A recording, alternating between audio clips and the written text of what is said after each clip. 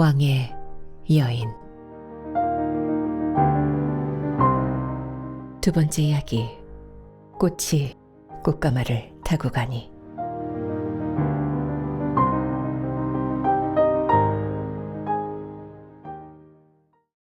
속속꽃의 너른 바지를 입었다.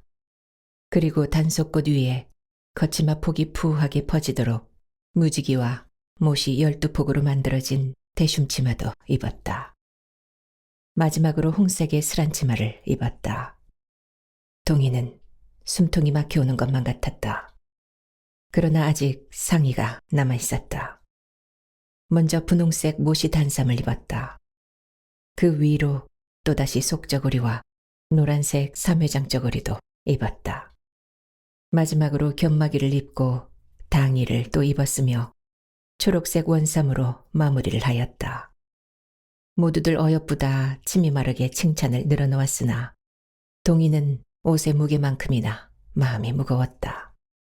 아씨, 너무 고우셔요. 어쩜 이리도 고우신지. 머리는 찬빗으로 곱게 빗어 가채를 올렸다. 어여머리의 무게로 동이는 목이 아려왔다. 정씨 부인은 동이에게 향낭을 달아주었다. 그것에선 묘하고도 신비스러운 향내가 묻어나고 있었다. 곱구나, 우리 동이. 너무나 곱구나. 어머니. 동이는 어젯밤 꿈 이야기를 꺼내려다 그만두었다. 온통 겹으로 입고 겹으로 올려 지탱하기 힘들 만큼의 중량이었지만 간밤의 꿈이 더욱 짓눌러 왔다. 꽃가마를 타고 시댁으로 향하고 있었다. 꽃비도 뿌려대고 있었다. 너무나 환한 길이었다. 그런데 갑작스레 꽃비들이 진흙탕으로 바뀌더니 타고 가던 꽃가마가 하얀색으로 바뀌었다. 너무나 요상하여 동이는 가마에 딸린 자그마한 문을 열어보았다. 그런데 가마꾼들의 의복들도 모두 상복으로 바뀌어 있었다. 또한 말을 타고 가던 태강수 이동은 자신을 쳐다보며 의미심장하게 비웃음을 지었다. 그 얼굴이 아직도 생생하였다. 정말 그리 생기신 분이실까? 아씨, 신랑이 도착하고 있습니다요. 연희의 목소리는 흥분한 나머지 담을 타고 그 다음 담도 넘고 있었다. 동이는 가슴이 마구 뛰었다. 달령을 입고 사물을 쓴 신랑이 보였다. 동이가 볼 수 있는 거라곤 달령 밑으로 나온 흑화뿐이었다. 교배리회가 끝나고 합근예를 시작하였다. 동이는 청실홍실이 들이온 술잔 사이로 그제야 태강수 이동을 힐끗 쳐다볼 수 있었다. 이동의 눈매는 매우 날카로워 보였다. 크지 않은 키에 상당히 왜소해 보였다. 두툼하지 않은 엷은 입술과 콧날이 결코 유순해 보이지도 않았다. 그러다 이동과 눈이 마주쳤다. 얼른 고개를 숙인 동이었지만 이동의 눈빛이 매섭고 박정하였다. 어떤 사내가 새색시인 부인에게 저런 눈빛을 흘리랴. 동이는 이동의 눈빛이 불가해하였다. 초례가 끝나고 신방이 마련된 곳으로 향하였다. 신랑과 신부가 정신적으로나 육체적으로 하나가 된다는 방합례가 시작된 것이었다. 이동은 벌써 정씨 부인이 지어놓은 새 두루마기를 입고 있었다. 그 모습이 생경스러웠다. 동이는 거추장스러운 훌레복을 벗어버리고 싶었다. 그러나 이동은 고개를 들어 성의 없이 동이를 한번 올려다볼 뿐이었다. 그리고는 다시 고개를 돌려 술잔을 비우고 있었다. 동이는 덜컥 겁이 났다. 연거푸 술을 마시던 이동이 드디어 입을 열었다. 아름답소. 매파가 아주 흡족했을 만도 하오. 긴 한숨과 함께 이동은 또다시 술잔을 들었다. 어여머리로 인해 동이는 목이 아파왔다. 하지만 이동은 동이의 옷과 머리, 모든 것에서 신경을 끊고 있는 듯하였다. 이동은 연방 한숨을 쉬어댔다. 동희가 어렵사리 입을 열었다. 소녀가 탐탁지 않으신지요? 이동은 풀린 눈을 치켜세우며 입꼬리를 올렸다.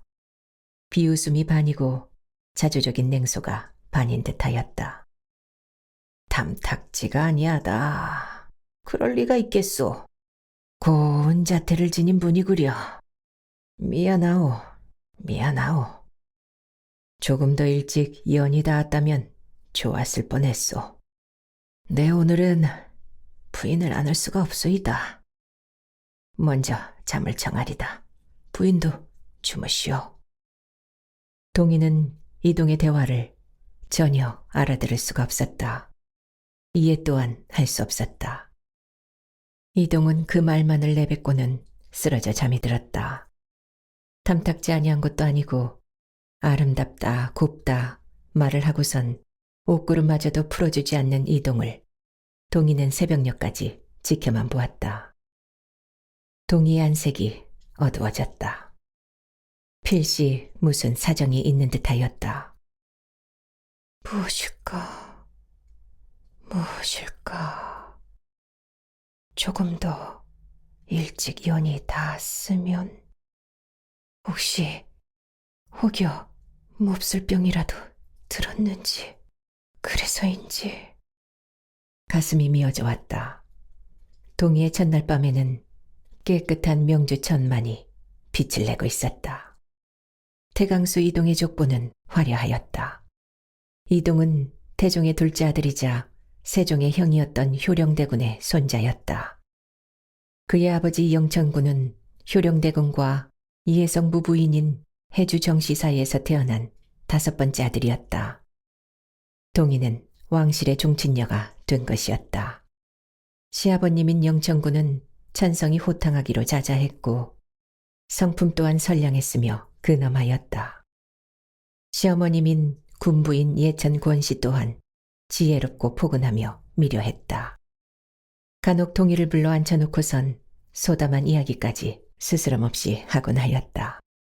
그것은 아마 시집온 새색시를 독소공방케 하는 아들을 대신한 어머니의 죄스러움일지도 몰랐다. 동희는 별당에 들어앉아 술을 정성스레 놓고 있었다. 사군자를 놓아 병풍을 만들 참이었다. 연희가 따라오지 않았더라면 머리가 벌써 하얗게 새었을지도 몰랐다.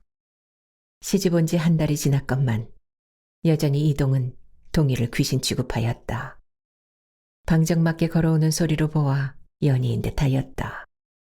동희는 바늘을 비단천에 꽂으며 미리 문을 열었다. 숨 넘어가겠구나. 덥지도 않니? 연희는 마루에 주저앉아 팔자 타령을 하려는지 울상을 지으며 동희를 바라보았다. 아니나 다를까 연희가 팔을 들어 올려 자신의 무릎을 치며 울부짖었다. 아이고 아이고 아이고 아이고 이를 어쩌면 좋대요. 이를 어쩌면 좋아. 시끄럽다. 이 무슨 해교한 짓이냐. 누가 들으면 초상이라도 치르는 줄 알겠다. 무슨 일이 있는 거니? 연희야. 연희야 연희야. 연희는 눈을 부릅뜨며 나무라는 동희를 잠시 쳐다보다 다시 통곡 아닌 곡을 해댔다. 어휴 우리 아씨 불쌍해서 어쩐대요. 우리 아씨 곱디 곱고 젊디 젊은 우리 아씨. 우리 동희 아씨 불쌍해서 어떡한대요. 대체 무슨 소리를 하는 게냐. 뭐가 불쌍하다는 게야. 썩그지지 못할까. 연희 내가 정녕 혼쭐이 나야 그만두겠니? 대체 왜 그러는 거니, 응? 아씨, 서방님께서 왜 별당에 안 오시는지 아셔요? 모르시죠? 아휴, 우리 아씨 불쌍해서 어쩐대요? 이를 어쩐대요? 내가 진즉에 알아봤다니까요. 연경빈가 뭔가 하는 기생년 때문이라지 뭐예요. 설마 했지. 그 기생년이 어찌나 독한지. 글쎄 서방님을 붙잡고는 놓아주지도 않는데요, 아씨. 이 댁으로 들어와서 서방님 몇 번이나 보셨습니까요? 예? 저기 대문 밖에 있는 별당 있죠? 외별당. 거기에 머물고 있답니다. 세상에 이게 말이나 됩니까요? 네? 알고 있다. 연희가 화들짝 놀라며 동희를 똑바로 쳐다보았다. 동희는 모든 걸 체념한 듯 대연했다. 연희가 다시금 되물었다. 알고 있었다니요? 그럼 아씨는 알고 있으면서도 이리 당하고만 계신단 말이에요? 첩시를 두는 게 뭐 그리 대수더냐. 축첩제가 무엇이더냐. 축첩제의 본질이 무엇이겠느냐. 그 사람도 불쌍한 사람이지 않느냐. 한낱 장식적인 존재이거늘 너 또한 그러지 않느냐. 기생이 되어 양반댁 첩이라도 되고 싶다고 그리 말하지 않았더냐. 무엇이 다르겠느냐. 그래도 네가 기생이 되어 서방님 첩질이 되지 않은 게 다행이지 않느냐. 그럼 너는 이리 말하겠지. 화도 나지 않느냐고 말이다. 사대부 아녀자는 이리도 힘든 것이다. 칠거지악이 무엇이건데. 네, 별 요상한 소리까지 다 짓거리는구나. 괜찮다. 기다림도 미덕일 것이니라. 나는 괜찮다. 그러니 연희 너도 마음 쓰지 마려무나. 동희는 연희를 바라보고는 생긋이 웃어 보였다. 연희는 기함을 하며 말없이 고개만 내저었다. 연희의 눈에서 눈물이 고여 내젓는 고개와 함께 떨어졌다. 연경비라 하였다. 제비처럼 가벼이 난다 라는 뜻이리라. 연희에게 천연덕스레 말은 하였지만 내심 편치 않은 동이었다. 언젠가 이동과 스스럼 없이 거닐던 여인을 보았었다. 다들 쉬쉬하던 차라 동희로서는 연경비에 대해 알 턱이 없었다. 연희가 물어다 놓은 말들로 인해 그제야 그 여인에 대한 의문을 풀 수가 있었다. 동희는 방으로 들어와 앉아 놓던 술을 밀어냈다. 그리고 고사목에 오치를 한 문간문을 열어 빛깔이 고운 생고사를 꺼내 펼쳤다. 온전한 첩은 아니었지만 지아비가 아끼는 여인이었다. 궁궐에서는 후궁을 맞이하면 중전이 손수 당의를 지어준다고 들었다. 그것은 투기를 금기시하기 위해 강행한 하나의 족쇄 같은 것이었다. 동희는 이동이 아끼는 여인에 대한 이해를 갖추고 싶었다. 무슨 바람이 불어서인지 그날 밤 이동이 동희를 찾아들었다. 이동은 한동안 말없이 동희만을 뚫어져라 쳐다보았다. 민망하기 짝이 없었다. 연희가 술상을 차려오자 이동은 술잔을 동희 앞으로 내밀었다. 부인도 한잔 하시구려. 동희는 고개를 들어 이동을 바라보았다. 그러나 이내 다시 고개를 돌려 숙였다. 이동은 답답하다는 듯 동희를 재촉하였다. 이동의 성질은 불같이 성급했다. 괜찮소. 내가 주는 술이요. 오늘은 부인과 한잔하고 싶구려. 받으라 하지 않았소. 동희는 두 손을 뻗어 술잔을 받았다. 술잔에 따라지는 무색의 소리가 휘영청 밝은 달과 어우러져 맑은 소리를 자아냈다. 동희는 술잔을 내려놓고 이동의 잔에 술을 채웠다. 이동은 단숨에 술을 부어 넣은 뒤 입을 열었다. 내 부인에게 드릴 말씀이 있소. 나를 원망해도 좋소이다. 내 부인이 추하거나 인물이 출중하지 않아 멀리하는 것이 아니요. 부인도 아래 것들이 쑥덕거리는 소리를 들었을게요. 미안하오. 부인에게는 미안하나 어찌하겠소. 아녀자의 순정도 중요하다고 하나 사내대장부의 순정 또한 왜 다르겠소이까. 내겐 이미 정인이 있소이다. 정인이. 그 여인과 약조를 하였소. 오로지 한 여인만을 담겠다고. 내가 그리 약조를 하였소. 미안하오. 부인에겐 미안하게 되었소. 하나 내 부인을 멀리하지는 않으리다. 동무처럼 벗처럼 오누이처럼 부인을 괴어주리다. 미안하오. 동희가 있어 단박한 미소를 지으며 이동을 향해 입을 열었다. 그 말씀이 그리도 힘이 드셨습니까? 어찌 사내대장부로 태어나 한 아녀자만을 곁에 두겠습니까? 괴념치 마옵소서. 축첩제가 왜 있겠사옵니까? 소첩 괜찮사옵니다. 이렇게 서방님께서 찾아주시어 소첩을 마음으로 위해 주시니 그것만으로도 되었습니다. 동무처럼 벗처럼 오누이처럼 어여삐 여긴다 하시었습니다. 그리 어여삐 여겨주셔요. 소첩은 서방님의 본실이옵니다. 기다리는 것 또한 제 소임이 아니겠습니까? 소첩 어디도 가지 않고 여기서 기다릴 것이니 괴념치 마셔요. 그리고 서방님, 그분을 정식 첩으로 맞이하시는 게 어떠신지요? 아래끝을 보기에도 그것이 나을 듯합니다. 이동은 동희의 말에 반색을 하면서 흡족해 하였다. 그리하여도 괜찮으시겠소? 그러나 원치 않는다오. 아무래도 부인을 마음에 두고 그러는 듯하오. 늘 부인에게 송구함을 잊지 않는 사람이요. 천한 기생이라고는 하나 그래도 갖출 리에는 아는 사람이요. 이제야 내 마음이 한결 가벼워졌소이다. 늘 부인에게 마음이 편치 않았으니. 자, 내 술 한 잔 더 받으시구려. 소첩이 한번 만나뵈어도 될는지요? 네, 한번 물어는 보리다. 동희는 벗을 대하듯 스스럼 없이 이동과 술잔을 주고받았다. 그것이 지아비를 편케 하는 것이라면 오가는 술잔을 책망할 수가 없었다. 술이 흥건히 오르자 운을 띄우며 시를 주고받았다. 동희의 가느다라면서도 맑은 목소리가 격자 무늬의 한지에 부딪히자 그림자로 서려있던 나뭇가지들조차 요요하게 춤을 추었다. 그러자 이번엔 먹과 벼루가 놓였다.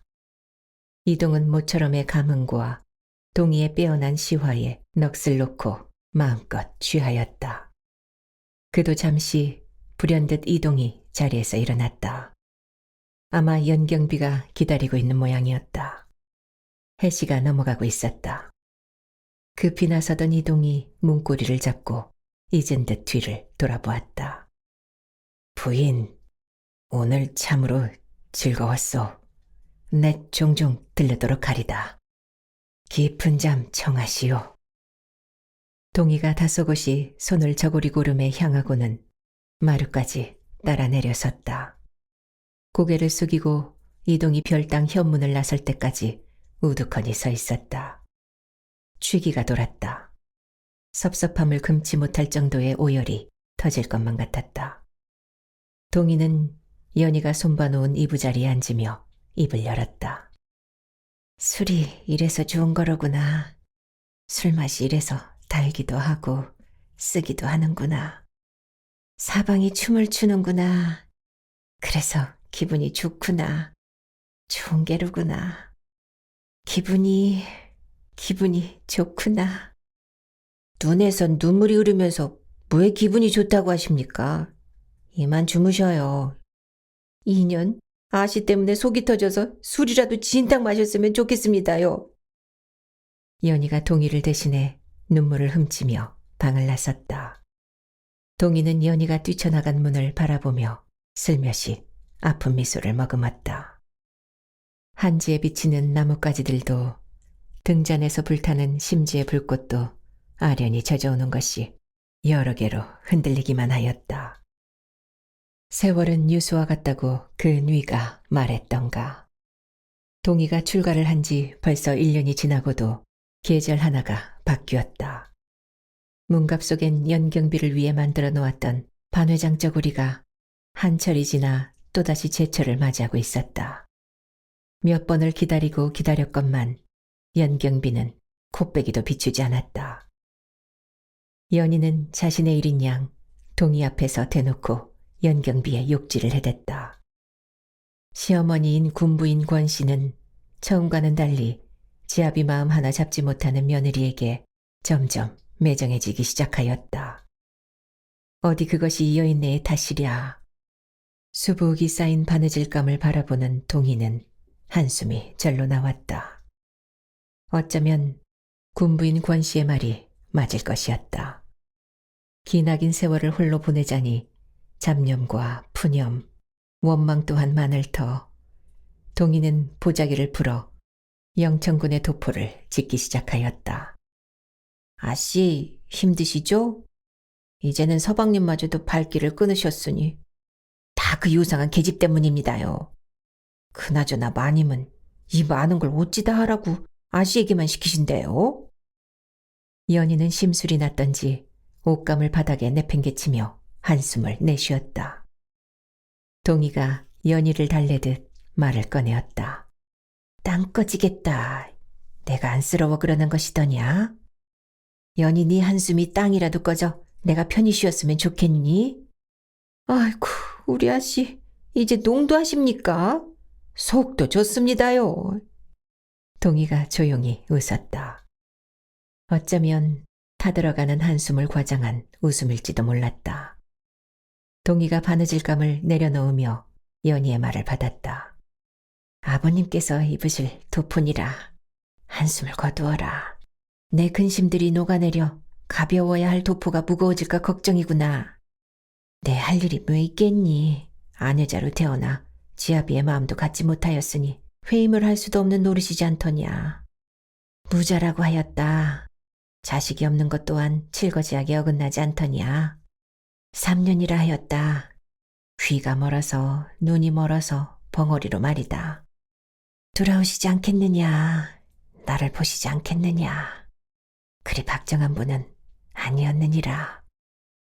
연희는 못마땅해 하며 동희에게 버럭 대들었다. 어디 그것이 아씨 탓입니까요? 아씨가 이런 대접을 받아야 하는 이유가 왜 있습니까? 쇳내 같으면 뛰어들어 머리채를 다 뽑아놔도 시원찮을 것입니다요. 곱디고 온 우리 아씨 데려와서 이 무슨 짓이랍니까? 아씨가 과부요? 이럴 거면 혼사는 미쳤다고 했대요. 그냥 영경빈지 뭔지 아는 기생년 평생 옆구리에 꿰차고 살 것이지. 새아기게 있더냐? 이 무슨 해교망측한 말들이야. 군부인 권씨의 쨍쨍한 목소리가 꽂혔다. 동희의 입술 사이로 마른 침이 절로 삼켜졌다. 연희는 자신의 주둥이를 틀어막으며 방문을 휑하니 열고 나섰다. 그리고는 군부인 권씨를 향해 무릎을 꿇고 머리를 조아렸다. 마님, 군부인 마님, 쇳내가 잠시 미쳤습니다요. 아씨는 아무 잘못도 없습니다요. 쇳내가 미쳐난 것이 죽을 죄를 지었습니다요, 마님, 마님. 군부인 권씨는 연희를 무시한 채 방으로 성큼 걸어 들어갔다. 그제야 짚고 있던 도포를 내려놓고는 동희가 급히 일어섰다. 군부인 권씨가 자리에 앉으며 눈을 부라렸다. 앉지 않고 뭘 하는 게야? 예, 어머님. 동희가 허둥대며 바닥에 주저앉았다. 그러자 군부인 권씨가 혀를 차며 영천군의 도포를 소나귀에 쥐고 흔들었다. 뭘 하는 짓이더냐? 시부의 도포를 지으면서 겁도 없구나. 열의를 다해 지어도 시원찮을 판에 감히 여기가 어디라고 함부로 그런 망측한 말들을 늘어놓길. 내 지금 투기를 하는 것이더냐? 지아비 마음 하나 잡지 못해 너는 벌써 칠거지약을 어기고 있는 아이 아니더냐? 잘못하였습니다, 어머님. 소첩이 우매하여 송구하옵니다, 어머님. 이래서 집안의 아녀자가 잘 들어와야 하는 게야. 내 그동안 네가 안쓰러워 이런 말까지 하고 싶지는 않았다만 네 어미가 사가에서 쫓겨났다고 하더구나. 차마 내 입으론 담지 못하겠다. 그러니 행동거지 똑바로 하여라. 알아들었느냐? 어쩌자고 저런 집안의 여식을 며느리로 들였는지. 열의를 다해 짓도록 하여라. 군부인 권씨가 치맛자락으로 차가운 바람을 일으키며 방을 나섰다. 그래도 못마땅한지 엎드려 있는 동희를 보며 연방 혀를 차댔다. 그러나 그런 것이 동희의 귀에 들어올 리가 만무하였다. 어머니가 쫓겨나다니. 동희는 도통 받아들일 수 없는 혹독하고 잔인한 현실들이 망연할 뿐이었다. 이윽고 연희가 쏜살같이 달려들어 동희를 부축하였다. 아씨, 쇳내 때문에 죄송해요. 아씨. 연희야, 어머님이 쫓겨나시다니 이 무슨 말이냐, 응? 쫓겨나신 게 아니라 따로 나가셨다 합니다요. 대감마님하고 도련님하고 사이가 좋지 않으니. 아씨 출가하고 얼마 되지 않아 나가셨다 합니다. 어찌하여 그런 일이, 어찌하여, 어찌하여. 어머니, 어머니. 동희의 입과 눈에서 소리 없는 통곡이 시작되었다. 문살 밖으로 새어나갈 수 없었던 통곡들이 다시금 날아와 동희의 가슴을 도려내고 있었다. 날이 밝자 동희는 연희를 통해 어머니인 정씨 부인에게 연통을 넣어보았다. 그러나 정씨에게선 서신 한 장 날아들지 않았다. 그저 무탈하게 잘 지내고 있다는 연희의 말뿐이었다. 아마도 그것은 자신으로 인해 겪게 될 딸을 위한 무소식이었을 것이다. 제비처럼 가벼이 날아다닌다 하여 연경비라 하였던가. 연경비는 정말 봄날 제비처럼 동희의 별채로 날아들었다. 짙은 분치장에 향낭을 얼마나 많이 달아놓았는지 향내로 인해 얼굴이 화끈거릴 정도였다. 호리호리한 몸매가 바람결에 흔들리는 갈대와도 같아 보였다. 가인이긴 하였지만 분을 조금만 바른다면 한층 아름다워 보일 것이라 동희는 속으로 생각하였다. 어서 오시게. 서방님의 정인이라고 들었네. 한참 뵙고 싶었다네. 자리를 찾아 앉는 연경비의 저고리가 눈에 띄었다. 그것은 무늬 없는 얇은 항라를 겹으로 겹쳐 만든 것이었다. 투명한 옷감이 겹쳐서 자연스레 물결 무늬가 생기고 있었고 그 사이로 살빛 어깨와 팔이 보일 듯 말 듯 아찔하였다. 연경비는 자리에 앉아 고개를 돌려가며 방안을 살폈다. 보시니 어떠시오? 내가 눈에 가시 잃더니 곱지만은 않을 것이고 나를 질책이라도 하려고 그러셨소? 서방님께서 하도 조르니 어쩔 수 없이 들었소이다. 그나마 요즘엔 그쪽 말은 내비치지도 않으니. 연경비는 동희에게 하대를 하고 있었다. 심장이 내려앉으며 소름이 돋았지만 무어라 대꾸가 나오질 않았다. 그도 잠시 연경비에게선 이동의 호칭이 너무나 자연스레 서방님으로 흘러나왔다. 누가 기생이고 누가 본실인지 착각마저 불러일으켰다. 동희가 침착하게 웃으며 입을 열었다. 나는 자네를 경계하지 않으이. 그런데 자네는 나를 경계하는 모양이구려. 자네도 나처럼 서방님을 매시는 사람이 아닌가. 그러지 마시게나. 누가 누굴 매신다고? 연경비는 고개를 돌려 콧방귀를 뀌더니 비웃음을 흘려놓았다. 동희도 그녀를 따라 고개를 돌렸다. 연경비의 말은 틀린 말이 아니었다. 따스하게 손 한번 잡아보지 못한 동희였다. 아직까지도 명주천은 제 빛깔만을 내며 갇혀있을 뿐이었다. 동희가 어두운 기색을 거두며 문갑에서 반회장 쪼그리를 내어놓았다. 이거 받으시게. 지금 보아하니 자네 취향에는 맞지 않을지 모르나 내 손수지였다네. 마음에 드셨으면 하네. 연경비의 건방이 이동의 어여삐 여김으로 인해 하늘을 날았다. 제비라는 이름까지 가지고 있었으니 오죽하리야.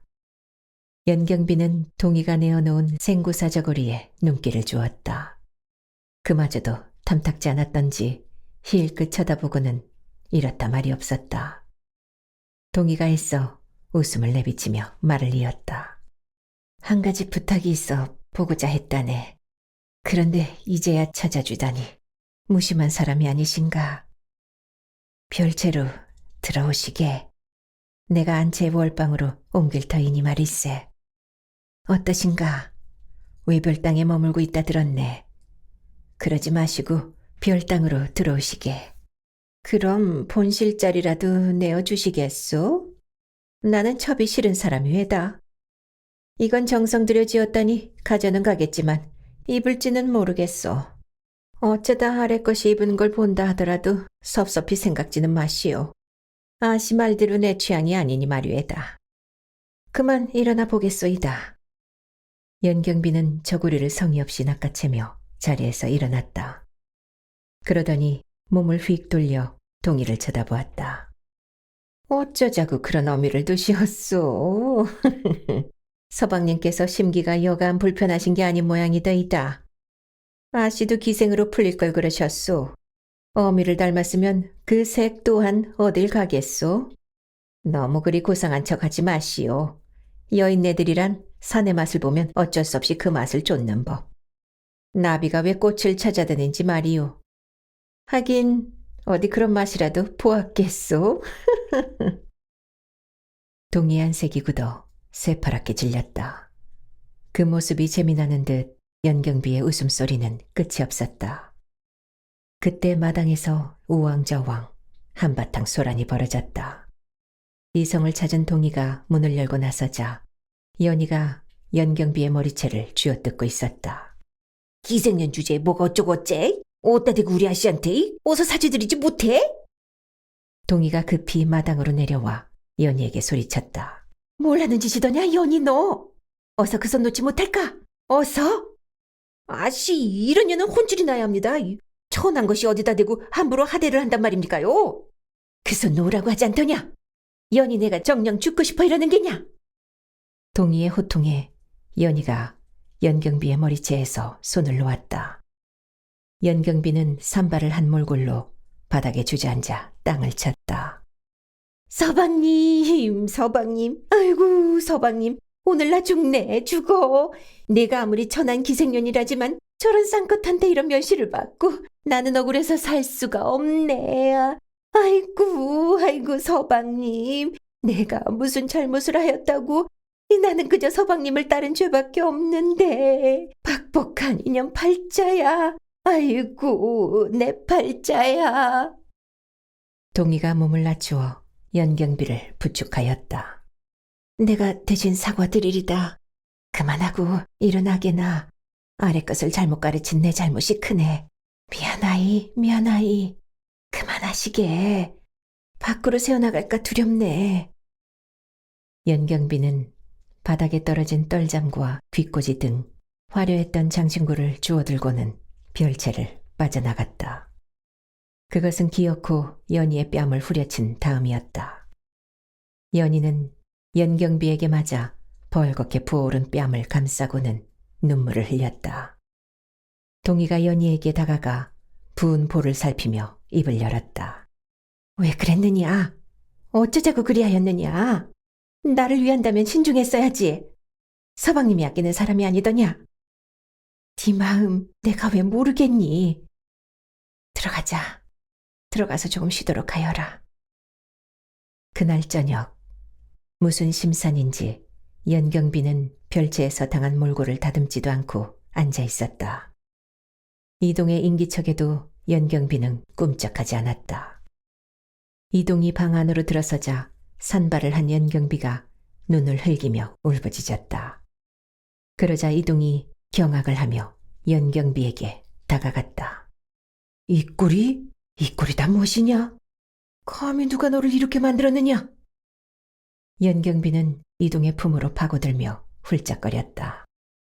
어휴, 서방님, 이제 소첩은 어찌하면 좋습니까? 어쩌자고 인연을 흠모하시어 이런 꼴을 당하게 하는 것이옵니까? 소첩 차라리 혀를 깨물고 죽고 싶사옵니다. 인연의 팔자, 억울하고 분통하여 살 수가 없습니다. 서방님, 차라리 인연을 죽여주시오. 그 무슨 당치도 않는 소리를 하는 것이냐? 그만 울음을 그치고 어찌 된 일인지 소상히 말해보거라. 누가 너를 이리 만들었더냐?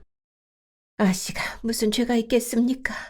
다 인연이 못나서 미천한 인연의 팔자 때문이지요. 이동이 품에서 연경비를 떼어내며 되물었다. 별당 부인이 그랬단 말이냐? 어찌 이런 일이? 거짓없이 말해보아라. 정녕 별당 부인이 이리 했단 말이더냐? 그럼 지금 인연이 거짓부렁이라도 한단 말씀이요?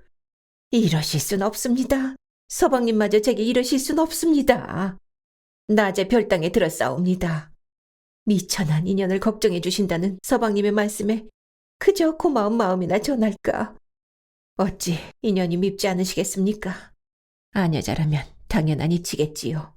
소첩은 무섭사옵니다. 소첩은 별당아씨가 무섭사옵니다. 인연 몰골을 좀 보셔요.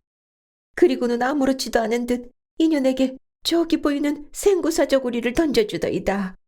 병을 주고 약도 주시더이다. 인연이 아무리 미천한 기생년이로서니 이리 멸시를 할 수는 없습니다. 이는 서방님을 능멸하는 거나 매 다른지요. 소첩 억울하고 분해서 죽고만 싶습니다. 서방님 소첩을 죽여주시오. 이런 멸시를 받느니 차라리 서방님 손에 죽고 싶습니다. 서방님. 네 오늘? 이동이 자리를 박차고 일어났다. 그때 연경비가 이동의 바짓가랑이를 붙잡으며 흐느꼈다. 아니되옵니다, 서방님. 이러시면 아니되옵니다. 소첩은 별당아씨의 마음을 헤아릴 수 있나이다. 그러니 참으시옵소서. 소첩은 무섭사옵니다. 영영 서방님을 잃을까 두렵습니다. 기다려라. 내 너와 약조를 하지 않았더냐. 마음속의 정의는 너 하나뿐이라고 말이다. 너를 버리는 일은 없을 것이다. 이동은 발길에 차이는 저고리를 집어들었다. 그리고는 화기를 누르지 못한 채 문이 부서져라 뛰어나갔다. 이동의 발걸음이 멀어지자 연경비는 명경을 집어올리며 머리를 가다듬었다. 명경 가득 연경비의 거만한 웃음이 넘실거렸다. 바느질에 열중이던 동희가 다급히 일어섰다. 이동의 분노가 코로 벌어진 입김으로 대신하여 뿜어져 나왔다. 이동이 들고 있던 저고리를 바닥에 집어던지며 소리쳤다. 내 부인을 그리 믿었거늘.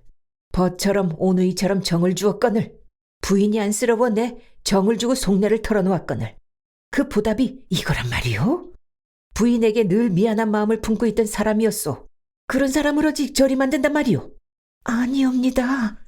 아니옵니다, 서방님. 노염을 부숴서 노염을 부시고. 지금 뭘 하시었소? 내게 궁색한 변명을 하려는 모양이구려. 내 부인을 잘못 보았소. 정녕 잘못 보았소. 이제 그 가면을 벗으시오. 다시는 부인을 보지 않으리다. 다시는. 이동이 몸을 틀자 동이가 바닥에 주저앉으며 흐느끼기 시작하였다. 어찌 소첩에게 이러시는 것이옵니까? 어찌 소첩의 말은 듣지도 아니하시옵니까? 어찌하여 소첩에게 이러시는 것이옵니까? 소첩도 사람이옵니다. 소첩도 한낱 속 좁은 아녀자일 뿐이옵니다. 어찌하여 소첩의 말은 듣지도 아니하시고 그 사람 말만을 믿으시나이까? 지금 뭐라 하시었소? 부인은 두 개의 눈이 멀어 내가 아끼는 사람을 저리 만들었소. 그런데 무슨 할 말이 있다는 것이오? 필요 없어. 내 부인을 믿었던 마음이 한심하구려. 이 일을 함구는 하겠으나 그건 부인을 위함이 아니라 오늘로써 마지막인 부인과의 연에 대한 배려라고 생각하시오. 이동이 매몰차게 돌아섰다. 흐느끼는 동이의 울음 사이로 연희의 애원이 들려왔다. 아씨 잘못이 아니옵니다. 서방님도 보셔야 했습니다요. 아씨에게 하는 말씀을 서방님도 들었어야 했습니다요. 아씨 잘못이 아니옵니다. 쇠 내가 그리 만들었사옵니다요. 이동은 무릎을 꿇고 손이 발이 되도록 비는 연희를 향해 입을 열었다. 이동의 말투엔 엄하면서도 살기가 서려 있었다. 내 손에 검이 있었다면 너는 오늘 죽은 목숨이었을 게다.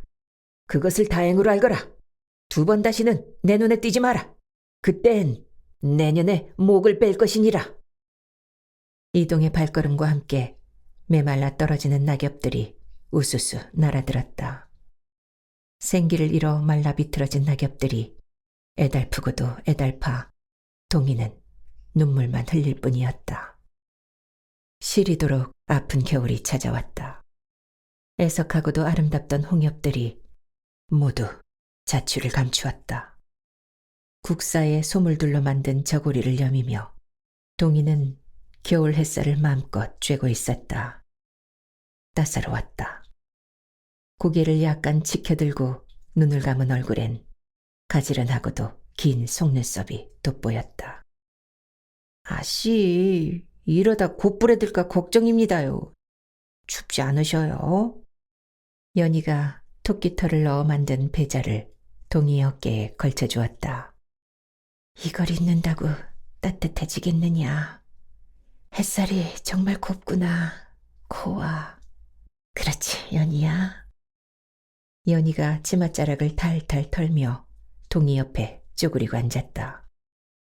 해가 뿌려대는 빛으로 인해 먼지가 반짝거렸다. 쟤깐 놈이 곱다 한들 우리 아씨만 하겠어요. 아씨, 그 고운 목소리로 시나 한 수 읊어주셔요. 아씨 시집 오기 전엔 자주 들었는데. 어서요. 날씨도 좋으니 괜히 아씨가 읊어주던 시가 생각납니다요. 동희는 연희를 쳐다보다 고개를 돌렸다.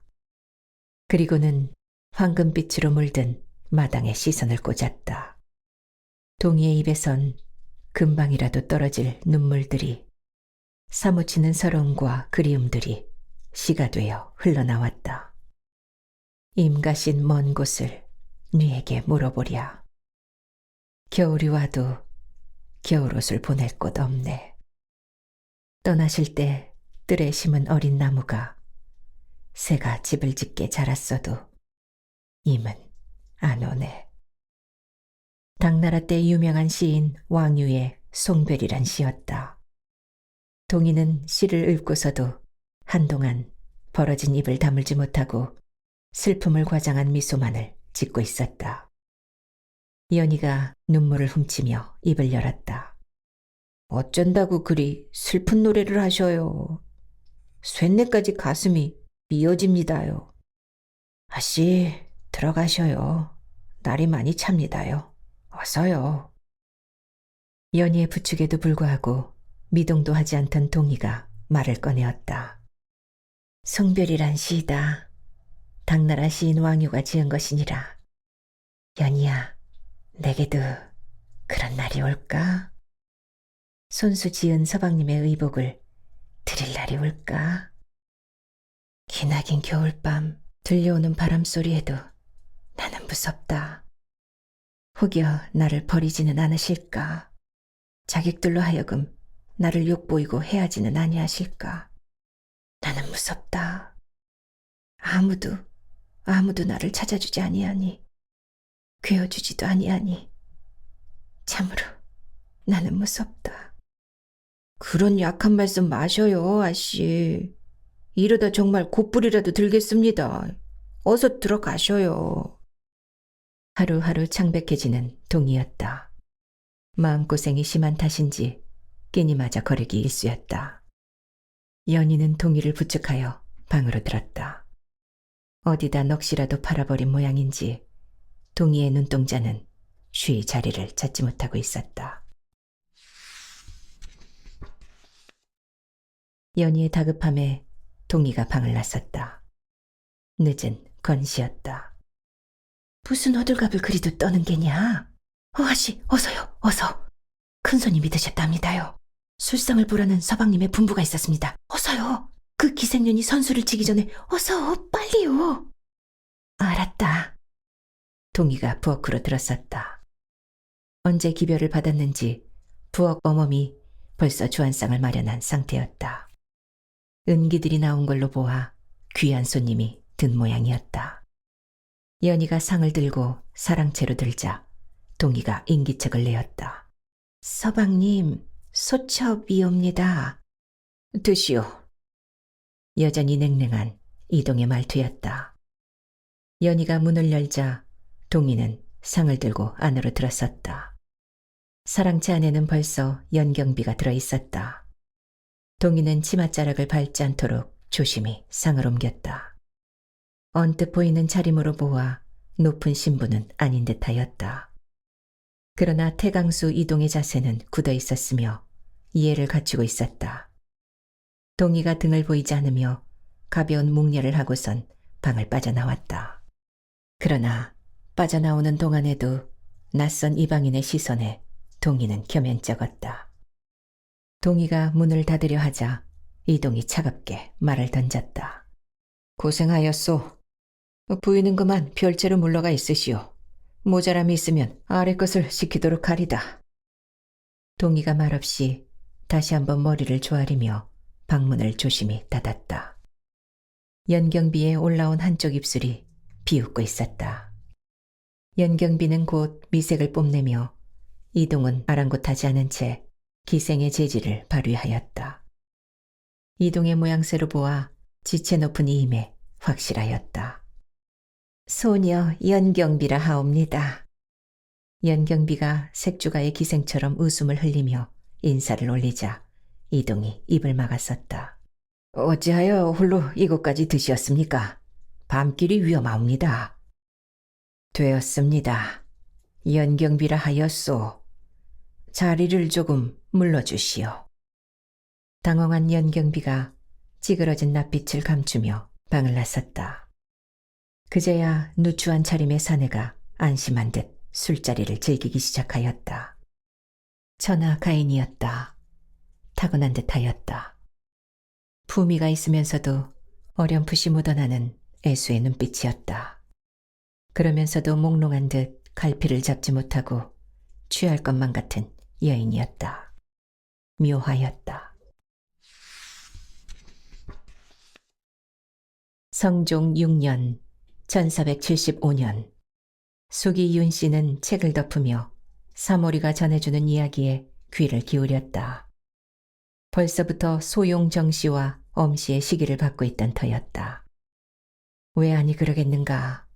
국모의 자리가 비어있으니 더욱 그러했다. 어린 중전 한 씨는 1474년 급기야 명을 다하고 말았다. 거기다 숙이 윤 씨는 회임 중이었다. 6개월간 지속되던 국상도 끝이 났다. 권신들은 하나같이 사대부의 여식으로 새 중전을 뽑아야 한다며 입을 모으고 있었다. 하지만 누구보다 정의왕후의 총애를 받고 있는 숙이 윤 씨였다. 벌써부터 아래 것과 몇몇의 중신들이 숙이 윤 씨를 중전대하듯 하였다. 여기저기 술렁이는 것이 심상치가 않았다. 간혹 들리는 성종의 발걸음으로 인해 소용 정 씨와 엄 씨는 합세하여 위세가 가관도 아니었다. 되었다. 그만하여라. 하지만 숙이마마, 소용마마들의 나인들이 함부로 입을 나불거리니 이러다 괜히 마마께서 피해를 입지 않으실까 소인은 심려되옵니다. 전하는 어디로 드셨다더냐? 오늘도 미행을 나가신 모양입니다. 혹시나 하는 염려에 좀 전에도 정소용마마의 나인이 기웃거리는 걸 보았사옵니다. 오늘도 미행을 나가셨다. 알았다. 그만 나가보아라. 숙이 윤 씨는 주먹을 쥐어 입술에 가져다 대곤 검지를 살며시 물었다. 부쩍 미행이 잦았다. 성종의 미행 덕에 학문은 빼어나도 관직이 어려워 초야에 묻혀있던 선비 여럿이 길을 얻었다. 나라의 인심도 후덕한 모양이었다. 미행을 다녀온 다음 날이면 어김없이 숙이 윤 씨를 붙들고 밤을 새곤 하였다. 궁궐 밖의 일들이 성종은 재미난 듯했다. 그러면서도 은근히 걱정을 떨칠 수 없는 숙이 윤 씨였다. 성종은 호색가의 기질이 다분했다. 벌써 궁 안에만 해도 자신을 비롯하여 12명의 후궁들이 밤이면 밤마다 성종의 발길을 기다리고 있었다. 성종이 초라한 의복으로 변복을 하고 또 미행에 나섰다. 옆으로 상선이 나란히 걸었고 몇 발 뒤로 내금이 무사가 뒤따랐다. 성종이 발길을 멈추고는 상선을 향해 일렀다. 오늘은 따로 갈 곳이 있습니다. 그리로 바로 들 것입니다. 분부 받들어 매시겠사옵니다, 전하.